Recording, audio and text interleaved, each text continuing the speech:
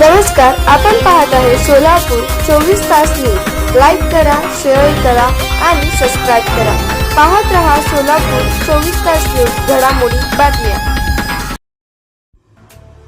लोकशाहीर अण्णाभाऊ साठे यांच्या जयंतीनिमित्त अभिवादन। महाराष्ट्र बादकार कृती समिती अध्यक्ष अशोक कांबळे, सूर्यकांत केंद्रे, मुकेश गायकवाड, प्रभाकर अडगळे, तानाजी जाधव बहुसंख्य पदाधिकारी उपस्थित होते।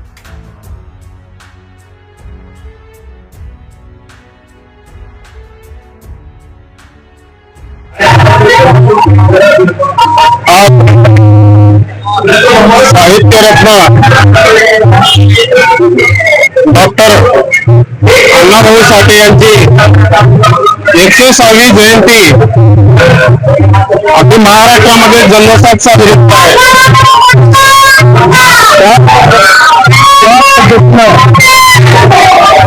आज सोलापूर शहरामध्ये साहित्यरत्न अण्णाभाऊ साठे यांची जयंती तमाम नागवासियांच्या वतीनं या ठिकाणी साजरी होत आहे।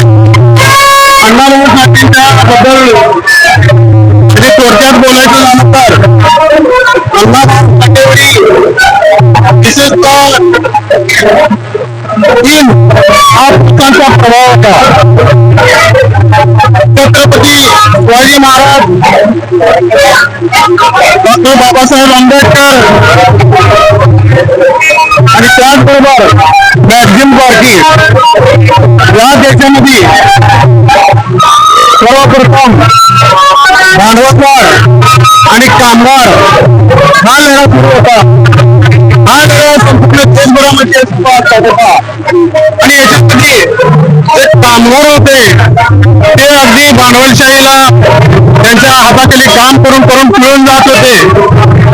एक भांडवलशाही हे कामगारांचं रक्त शोषण करून घेत होते। याचे हे नेते आहेत मॅक्झिम गॉर्की। आणि या देशामध्ये, भारत देशामध्ये मोगलांचं ज्या वेळेला राज्य होतं त्यावेळेला आपले काही सैनिक सरसेनापती म्हणून त्यांच्याकडे कामाला होते आणि आपल्याच बांधवावरी त्यांनी चाल करून यायचे। केवळ मोगलांच्या काही थोड्या त्यांच्या देणगी खातर आपल्याच लोकांवर त्यांनी चाल करून यायचे आणि आपल्याच लोकांची कत्तल करायचे। हे छत्रपती शिवाजी महाराजांना पावलं नाही आणि त्यांनी हिंदवी स्वराज्याची स्थापना केली। हे अण्णाभाऊ साठेंचं हे त्यांचं महान असं त्यांचं एक दैवत होतं। त्याचबरोबर या देशामध्ये विषमता पसरलेली होती, अशी विषमता पसरलेली होती भयानक की इथं जातीचं आणि धर्माचं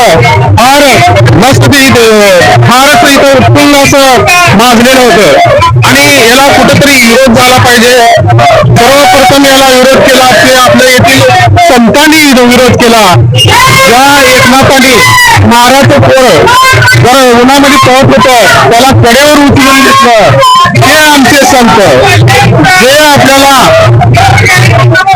या संतांनी तुकाराम महाराजांनी येथील जाती व्यवस्थेवर प्रहार केला, हे आमचे संत आहेत।